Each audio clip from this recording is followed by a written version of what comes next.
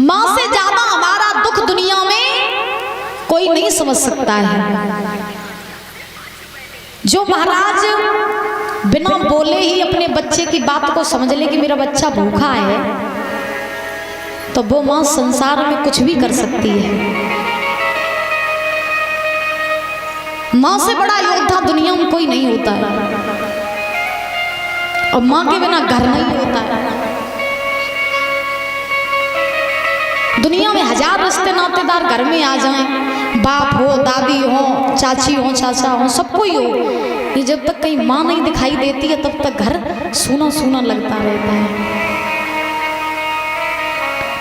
हम आज भी घर जाते हैं तो जैसे हम घर में जाएं और अगर मेरी माँ कहीं बाहर चली जाए तो हमें ऐसा लगता है जैसे घर में कोई है ही नहीं। सबसे पहले हम मम्मी को ही ढूंढते जाके, मम्मी कहाँ है। तो माँ से बड़ा योद्धा दुनिया में कोई नहीं होता है। जो माँ हमारे लिए कर सकती है वो दुनिया में कोई नहीं कर सकता। लड़का अपनी माँ को मार ले, गालियां दे ले, कुछ भी कर ले, लेकिन माँ कभी अपने बच्चे से ये नहीं कहेगी कि जा तेरा बुरा हो जाए जा। माँ के मुख से हमेशा यही बात निकलेगी कि जा तू जैसे भी रहे वैसे सुखी रहे। तो व्यक्ति हर दुख में माँ को जरूर बुलाता है। रोहित बगिया में पड़े, माँ कहाँ हो तुम? माँ मुझे काले सर्प ने खा लिया, मुझे बचाओ आके। आज रोहित रो रहे, पछाड़ खा के गिरे हैं। इस बगिया में कोई इतना नहीं है जो रोहित को उठा ले और किसी वैद्य के पास पहुंचा दे। विश्वामित्र ने जाके काशी में आवाज लगाई और कहा, काशी के लोगों, किसी का लड़का बाग में गया था फूल लेने, उसे किसी काले सर्प ने खा लिया। जिस किसी माँ का लाल हो वो माँ चली जाए और अपने लला को बगिया से ले आए। ज्यादा देर हो जाएगी तो वो लड़का मर जाएगा। आवाज लगाई, कानों में आवाज पड़ी तारा के। तारा ने सुना कि काहू को लला, दिमाग में झटका लगो, है मेरो ही पूत बगिया में फूल लेवे काजे गऊ है तो मोई जा लगत मेरे लला को काले सर्प ने खाई लो। मैया रोने लगी। महाराज ब्राह्मणी के पास आई, जवाब दिया, मैया मेरे लला को काले सर्प ने खाई लो, मेरे लला बगिया फूल लेवे काजे गऊ हो तो भाई काले सर्प ने खाई लो। माँ मुझे अगर देरी हो गई तो मेरा लला मर जाएगा, तुम कहो तो हम चले जाओ। अपने लला को ले आए बगिया में से। ब्राह्मणी ने कहा, देख तुम ना काम से बचने के लिए बहाने बनाती रहती है। जब देखो तब रोज नया बहाना, रोज नया बहाना। जा पहले पूरा भोजन तैयार कर, पूरा घर का काम कर, उसके बाद कहीं जाएगी तू। सोचो जिस मैया को लाला बाग में मर रहो होवे और उस माँ का भोजन बनाने में मन लगेगा? नहीं लगेगा। तारा लौट के आई बगिया में, वो रसोई में, और जब रसोई में लौट करके आई तो परीक्षित जी महाराज आज मैया बेबस होकर के भोजन तो बनाने लगी, लेकिन मन कहाँ है? बेटा के पास। सो तारा अब रोती जा रही और महाराज भोजन बनाती जा रही। अब तारा ने एक बात कही महाराज, दशा ये है, अरे भोजन रही बनाई और मौत की छूटी बबकारी।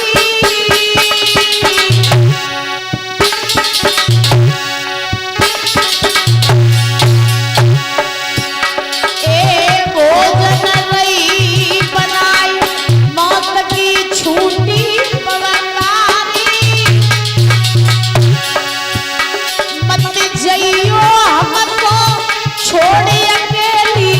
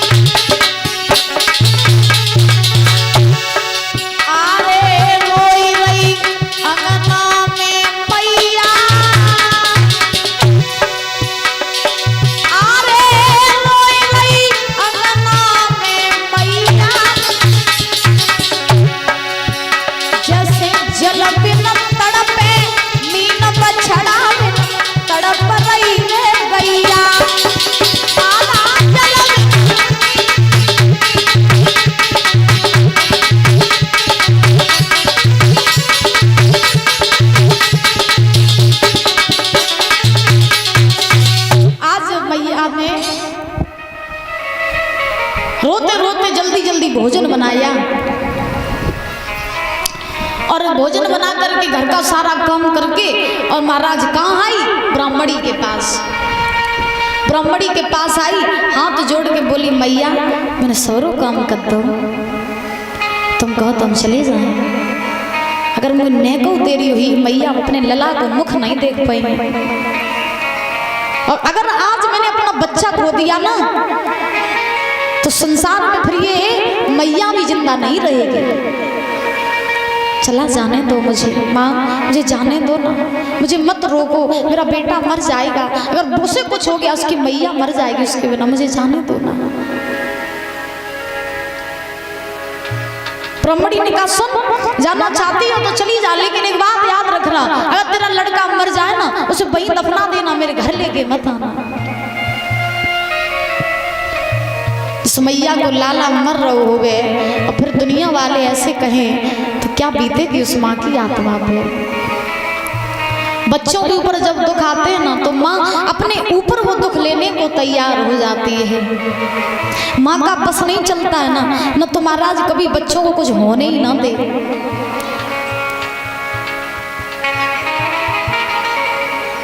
आज ब्राह्मणी ने कहा बोले सुन, तेरा लड़का ना मर गया, उसे वहीं दफना देना, मेरे घर लेके नहीं आना। तारा भागी वहां से। महाराज अब गिरती जा रही, उठती जा रही, नंगे पैर दौड़ पड़ी तारा। बेटा कहाँ हो तुम? रोहित भागी मैया, बगिया पहुंची। ऐसे तड़प रही है जैसे बिना पानी के मछली तड़पती है, जैसे बिना बछड़े के गैया रोती है ना, वैसे आज मैया रो रही है। बेटा कहाँ हो तुम? रोहित कहाँ हो? देख तेरी मैया आ गई, तुझे कुछ नहीं होने देगी। पूरी बगिया में आज अपने पुत्र को ढूंढने लगी, रोहित कहीं दिखाई नहीं दिया। एक कोने में नजर पड़ी, रोहित कोने में पड़ा है, शरीर पूरा नीला पड़ गया। माँ माँ कह करके आज रो रहा है। तारा गई दौड़ के अपने लला को जाके अभी छाती से लगाए लो। पूत तो कहाँ काले सर्प ने खाओ, तुम मुझे बता, हम तुझे वैद्य के पास ले जाएंगे, तेरा इलाज करवाएंगे, तुझे ठीक करा देंगे। रोहित ने कहा माँ मैंने जीते जी तुम्हें हंसा तो नहीं पाया, लेकिन मरते समय तुम्हें रुला करके जा रहा हूँ, और तुम ना रो नहीं, क्योंकि माँ मैं नहीं, तुम्हें तुम्हारी आंखों में आंसू नहीं देख सकता। रो नहीं माँ, क्योंकि तुम्हें नहीं मालूम है अब मेरे प्राण बचने वाले नहीं। मैया मेरी रोवे मती, मेरो बदन अब कस गयो, जा फूल में पिसियल तो मैया दस गयो। लीनो जन्म सो मरत है, ये धीरज दिल को दीजिए, एक बार पुचकार के मोए मैया गोद में लीजिए। माँ अब मेरे प्राण नहीं बचेंगे, एक बार लाड़ करके दुलार करके मैं अपनी छाती से लगाए ले, अपने मुख से बेटा कह के मैं बुलाए दे, क्योंकि मेरे प्राण नहीं बचेंगे, मैं जाने वाला हूँ। माँ तारा ने कहा तुझे कुछ हो गया, तेरे बिना मैं मर जाऊंगी, तेरे बिछुड़न को लला मुझ दुख सो ना जाते हैं, दिनों रात टकराऊंगी जिम बछड़ा बिनगा। तुझे कुछ हो गया ना, तेरी मैया जीते जी मर जाएगी। रोहित ने एक बात कही, मैया पहले पिताजी साथ छोड़ के चले गए, अब मैं साथ छोड़ के जा रहा हूँ। अब जो कुछ दुख सुख की होवे ना सो आज ही कह लियो मैया, क्यों? क्योंकि फिर सुनने वालों तेरे ललाना जिंदा नहीं बचेगो। रोहित ने एक बात कही, दुख सुख की कछु सो मैया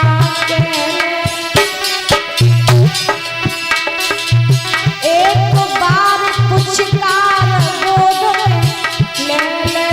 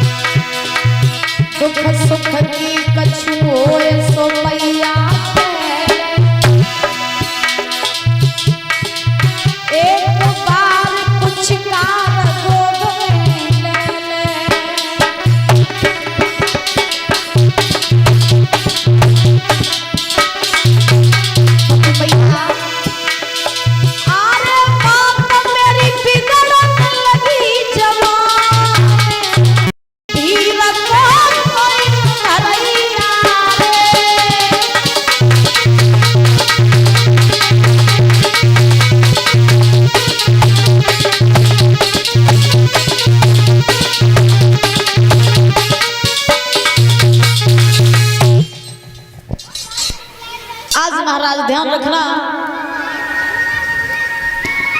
रोहित ने कहा माँ जो कछु दुख सुख की हो वैसो आज ही कह लियो, कल सुनवे वालो तेरो लला जिंदा ना बचेगो।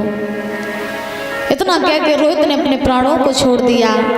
तारा ने अपना मुख अपने बच्चे के मुख पर रख दिया, रोने लगी। कहा बेटा तू मुझे बताना तुझे कहाँ काले सर्प ने खाया, उठ के बैठना, मुझे बताना, मुझसे बात करना। देख तेरी माँ आई है और जब तू बोलेगा ही नहीं तो तेरी माँ किससे बोलेगी? तू बात नहीं करेगा तो इस परदेश में तेरी माँ किससे बात करेगी? यहाँ कोई ऐसा भी नहीं है जिसे हम अपने दुख सुख की सुना सके। मर जाएंगे तेरे बिना, एक बार उठ के बैठना, बोल सुनाना। तो ऐसे चला गया जैसे कभी था ही नहीं। बेटा उठ के बैठ, उससे बात करना। अब बात कौन करे? जब हो बेटा तब तो बात करे, जब वो है ही नहीं तो बात क्या करेगा? तारा ने कहा पहले तेरे पिताजी साथ छोड़ के गए, मैंने हंस के दुख सहन कर लिया। मैंने सोचा कोई बात नहीं, पति साथ छोड़ के चले गए, बच्चे के सारे जिंदगी काट लेंगे, तो तू भी साथ छोड़ के चला गया। कैसे रहूंगी मैं तेरे बिना? ना घर है, ना देश है, ना लोग हैं। परदेश में आए हैं, जो अपने थे वो भी साथ छोड़ के चले गए, तू भी साथ छोड़ के चला गया। एक बार उठ के बैठना, एक बार बोल सुना दे, एक बार अपने मुख से माँ कह के बुला दे, मेरी आत्मा को तसल्ली बंधवा दे। मैं तुझसे फिर कुछ नहीं कहूँगी, मैं जीवन में फिर तुझसे कभी कुछ नहीं मांगूंगी। एक बार तो उठ जा, एक बार बात कर ले। रोती रही मैया, बिलखती रही। उस बाग में कोई इतना नहीं है जो उसकी आत्मा को कोई तसल्ली बंधा सके। एक बाग का माली आया, उस माली ने कहा बहन बहुत देर से तेरा लड़का मरा पड़ा है, इसे ना तू दफना दे जाके, और नहीं तो इसकी मिट्टी खराब हो जाएगी। तारा ने कहा भैया तूने बड़ी आसानी से कह दिया, अपने लला को ले जा, इसे दफना दी जाएगी। तो नहीं मालूम मैंने अपन लला कितने दुखन के बाद पालो।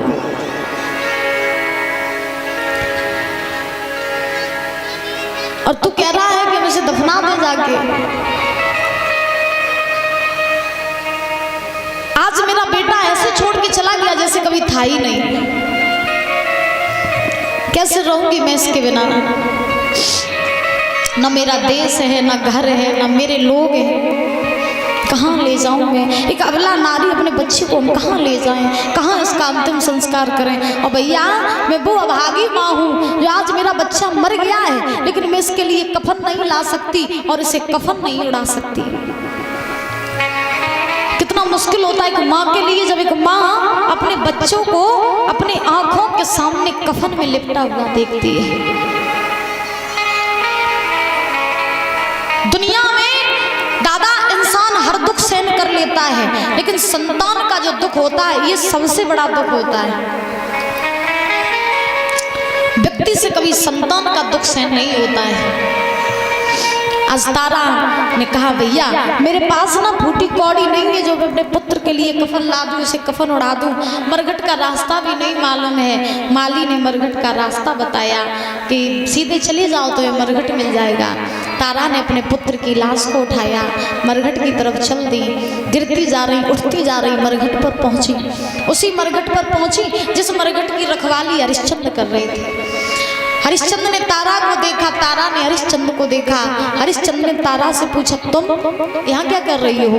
तारा ने कहा महाराज मेरा पुत्र मर गया है, मैं इसका अंतिम संस्कार करने आई हूँ, मेरे पुत्र का दाग लगा दो। हरिश्चंद्र को पहले तो कष्ट हुआ, लेकिन फिर हरिश्चंद्र ने तारा से कहा सुनो मुझे कर कफन दे दो, मैं तुम्हारे पुत्र का अंतिम संस्कार कर दूंगा। तारा ने कहा महाराज मेरे पास फूटी कौड़ी नहीं है, मैं कहाँ से कफन लाऊं, कहाँ से कर अदा करूं? महाराज ये मत भूलो कि बेटा आपका भी है। हरिश्चंद्र बोले बेटा मेरा था अब नहीं है। तारा याद करो दिन की जब तुमने नदी पर जल का भरा हुआ घड़ा मेरा नहीं उठवाया था, तब तुमने कहा था महाराज तुम्हारा घड़ा मेहतर का है, हमारा घड़ा ब्राह्मणी का है, उस दिन तुम मेरा घड़ा उठवा देती तो तुम्हारा धर्म चला जाता। वैसे ही तारा, उस दिन तुम धर्म में फंसी थी, आज धर्म में हम फंसे हैं। जब तक मुझे कर कफन नहीं दोगी तब तक मैं तुम्हारे पुत्र का अंतिम संस्कार नहीं करूंगा। क्षमा करें, समय का अभाव है और इसलिए आज व्यास नंदन श्री सुखदेव जी महाराज समझा रहे हैं राजन परीक्षित। तारा जो साड़ी पहने थी उस साड़ी को उतार दिया, बीच से फाड़ दिया, साड़ी का आधा हिस्सा रोहित के ऊपर कफन के रूप में डाल दिया, साड़ी का आधा हिस्सा कर के रूप में हरिश्चंद्र को दे दिया। हरिश्चंद्र ने अंतिम संस्कार किया। तारा काशी के मंदिर में आई, पछाड़ खा करके गिर पड़ी नग्न अवस्था में। दुख में या तो भूख सताए या तो नींद सताए। विश्वामित्र को तसल्ली नहीं हुई। विश्वामित्र ने काशी में से 2 मरे हुए बालकों को ले लिया, तारा के पास लिटा दिया। काशी में आवाज लगा दी, काशी के लोगों, सती के मंदिर में डायन आई है जो बालकों को मार के खाती है। सारी काशी में सन्नाटा छा गया कि डायन आ गई है। सब घबरा गए। खबर पहुंची कालू मेहतर के पास, जाओ डायन को मारो। कालू मेहतर ने खबर पहुंचाई हरिश्चंद्र के पास, तलवार दी, कहा जाओ जाके डायन को मारो। हरिश्चंद्र तलवार लेकर के आए। तारा सो रही थी, केसों को पकड़ा, मंदिर से बाहर पटक दिया, मारने के लिए तलवार उठाई। पीछे से विश्वामित्र ने तलवार पकड़ ली। रुक जाओ हरिश्चंद्र, क्या कर रहे हो? हरिश्चंद्र रुक गए, पीछे मुड़ के देखा तो विश्वामित्र खड़े थे। प्रणाम किया। हरिश्चंद्र ने कहा, कहिए महात्मन, आप तो वही हैं जिन्होंने हमसे हमारा राज्यपाट, धन दौलत सब कुछ छीना था, अब क्या लेने आए हो?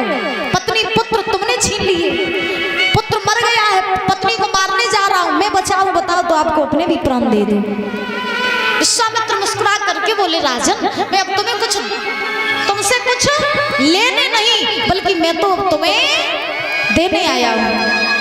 हरिश्चंद्र बोले, बाजीबा आप तो हमसे भी बड़े दानवीर बन गए, अभी तक आप सब लेते ही रहे, देने क्या आ गए हो? क्या देने आए हो? विश्वामित्र ने कहा, राजन ये जो कुछ भी चल रहा था ये सब तुम्हारी परीक्षा चल रही थी, जिस परीक्षा में तुम पास हो गए। राजन हम तो जानना चाहते थे, देखिए तुम कितने बड़े दानवीर हो, देखिए तुम कितने बड़े सत्यवादी हो, लेकिन आज तुमने बता दिया कि संसार में बने चाहे कोई, लेकिन तुम्हारे जैसा राजा न कोई हुआ न तो कोई होगा। राजन जब तक गंगा यमुना में जल रहेगा, जब तक चांद तारे रहेंगे, पृथ्वी आकाश रहेगा, तब तक तुम्हारा नाम अमर रहेगा। जाओ, तुम्हारी अवध तुम्हारा इंतजार कर रही है, वहां की प्रजा तुम्हारा इंतजार कर रही है, तुम्हारे बिना अवध सूनी है, जाओ ना। तारा ने कहा, महाराज अवध नहीं चाहिए मुझे, मेरा बच्चा दे दो, मेरा पुत्र वापस कर दो, मुझे अवध नहीं चाहिए, आप रख लो, हमें कुछ नहीं चाहिए, मुझे मेरा बेटा वापस कर दो। विश्वामित्र ने आवाज लगाई, रोहित दौड़ते हुए आई बगिया से। तारा ने अपने पुत्र को देखो छाती से लगा लो। तीनों प्राणी चले काशी में आए। पुनः महाराज हरिश्चंद्र का राज्याभिषेक किया अवध में। हरिश्चंद्र अवध में आए, विश्वामित्र ने राजा हरिश्चंद्र का राज्याभिषेक किया, पुनः राजा बनाया। हरिश्चंद्र अवध के राजा बने। बोली हरिश्चंद्र महाराज की, बोली वृंदावन बिहारी लाल की जय। जय श्री राधे श्याम। हरिश्चंद्र की कथा हमें क्या सिखा रही है? इंसान वही है जो अपने संघर्षों को झेल के और मुस्कुरा करके जिंदगी को जी ले, वही होता है इंसान, वही होता है, वही होती है इंसानियत। जिस व्यक्ति ने अपने जीवन में दुख नहीं देखे, जिस व्यक्ति ने अपने जीवन में दादा संघर्ष नहीं देखे, उस व्यक्ति ने जिंदगी जीना सीख ही नहीं पाया। इंसान तो वही है जो दुखों को पार करके, संघर्षों से जूझ के आगे बढ़ता चला जाए, वही इंसान है, वही दुनिया का मजबूत व्यक्ति है। ऐसे लोगों को क्या कि दुख आ गए सर पकड़ के बैठ गए और सुख आ गए तो फूलने लग गए। ऐसे इंसान जिंदगी नहीं जीते। जब तक जीवन में दुख ना आए और मुस्कुरा करके जब तक जिंदगी को जियो ना, तब तक आनंद कहाँ है जीवन में। और जब तक गिरोगे नहीं तब तक संभलना नहीं सीख पाओगे। जब तक गिरोगे नहीं तब तक उठना नहीं सीख पाओगे। ऐसे ही जीवन में में गिरना भी जरूरी है और उठना भी जरूरी है। जीवन में रोना भी जरूरी है और जीवन में हंसना भी जरूरी है। सुख भी जरूरी है और दुख भी जरूरी है। लेकिन आप सुख में रहो, दुख में रहो, चाहे रो चाहे हंसो, लेकिन इंसान वही है जो हर पल परमात्मा को याद करता रहे। हे नाथ, दुख में रखो, सुख में रखो, लेकिन इतनी कृपा बनाए रखना मैं आपको कभी भूलूं नहीं। हरिश्चंद्र की कथा सिखा रही है कि जीवन में कभी झूठ नहीं बोलना चाहिए, सत्य को धारण करना चाहिए और खुद पेट भरने से पहले गरीबों का पेट भरना चाहिए। लेकिन धन्य है कलयुग के लोग। दादा मेरे कहने से क्या होता है, आजकल इंसान पहले अपना देखता है फिर दूसरों की देखता है। पहले ये होता था कि अगर महाराज एक के ऊपर मुसीबत होती थी तो पूरा गांव मिल करके मुसीबत को उठा लेता था। आजकल क्या है कि महाराज अपने ही मुसीबत देने वाले हैं और अपने ही मुसीबत में डालने वाले हैं। पराइयों से तो शिकायत ही क्या करें, आजकल अपने गड्ढा में गिराते हैं महाराज। पहले लोग एक दूसरे मिल करके गांव में अगर एक के ऊपर दुख आ जाता था तो पूरा गांव इकट्ठा हो जाता था। आजकल क्या है, अगर रोड पर किसी का एक्सीडेंट हो जाए और रोड पर अगर कोई गिरा पड़ा हो तो लोग उसे उठा के हॉस्पिटल नहीं पहुंचाएंगे बल्कि उसकी वीडियो बनाने लग जाएंगे। किसी बहन बेटी की अगर इज्जत जा रही है, बेशक बचाने के लायक है, लेकिन महाराज वीडियो बनाने लग जाएंगे, लेकिन उसकी लाज को नहीं बचा पाएंगे। द्वार पर कोई भूखा बैठा है, अपन घर में बैठ के न रोटी खा लेंगे, गरीब को भगा देंगे। और गरीब से लोग ये भी कहते हैं, अरे मेरे सामने तुम्हारी औकात क्या है। ऐसा स्वभाव नहीं रखना चाहिए दादा। देखो कथा कहने को तो महाराज सब कहते हैं, सुनने को भी लोग भारी से भारी भीड़ में आते हैं। कथा कहने वाले भी बहुत हैं, कथा सुनने वाले भी बहुत हैं, लेकिन याद रखो कथा सुनना तभी सफल होता है जब आप कथा को सुनो, कथा को मानो। याद रखो न, मेरे चिल्लाने से क्या ही फायदा है। हम ये भी बात जानते हैं कि हम अभी चिल्ला रहे हैं, सारी जिंदगी चिल्लाते रहे, लेकिन आप लोग महाराज समझोगे नहीं, सुनते सबकी हो लेकिन करते अपने मन की हो। खैर समय भी ज़्यादा हो गया है, ज़्यादा समय न लेते हुए इससे आगे कथा आप कल श्रवण करेंगे। कल सूर्यवंश की कथा, चंद्रवंश की कथा आप लोग सुनेंगे। 12 बजे से 2 बजे तक, 2-2:30 बजे तक सूर्यवंश का प्रसंग चलेगा जिसमें प्रभु श्री रामचंद्र का अवतार होगा। 2:30 बजे से 5:30 बजे तक प्रसंग चलेगा पावन चंद्रवंश का, जिसमें श्री कृष्ण का अवतार होगा। वो भी झांकियों के साथ कल आप लोगों को कथा सुनाई जाएगी। हो सके बारी से बारी भीड़ में आइएगा, पीले वस्त्र पहन के आना, ठीक है? कैसे? जोर के बोलो, आवाज काफी निकाल दी तुम लोगों ने। हम जानते बोल नहीं बातियों।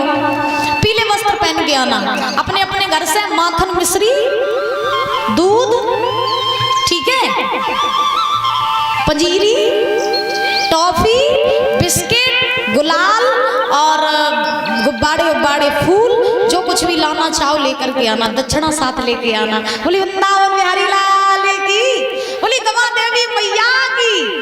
कौन कौन आएगा कल कथा सुनने? हाथ उठाओ, सभी लोग आएंगे तो मम्मी के समूह एक को संग ले आइए। आइए ताली बजा करके बोलेंगे, उसके बाद परीक्षा जी आप आरती तैयार कर लो।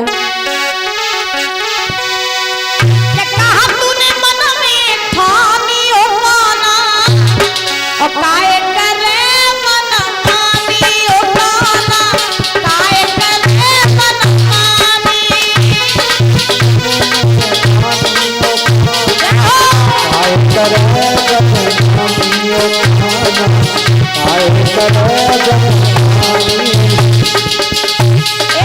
घर को माखन को अच्छो न लागे, घर को माखन को अच्छो न लागे,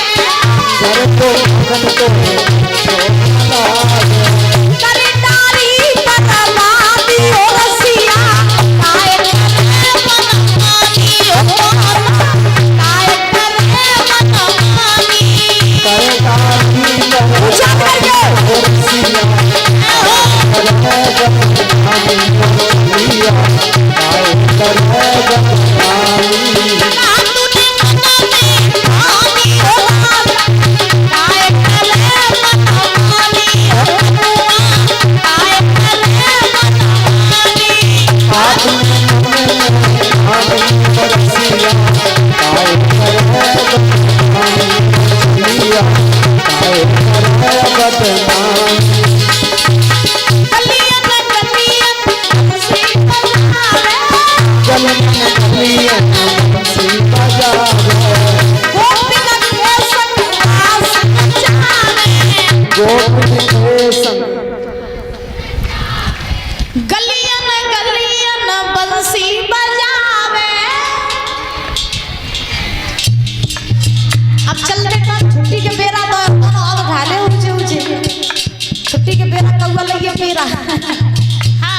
ऊंचे हाथ करके बोला घर को छोड़ना घर को छोड़ना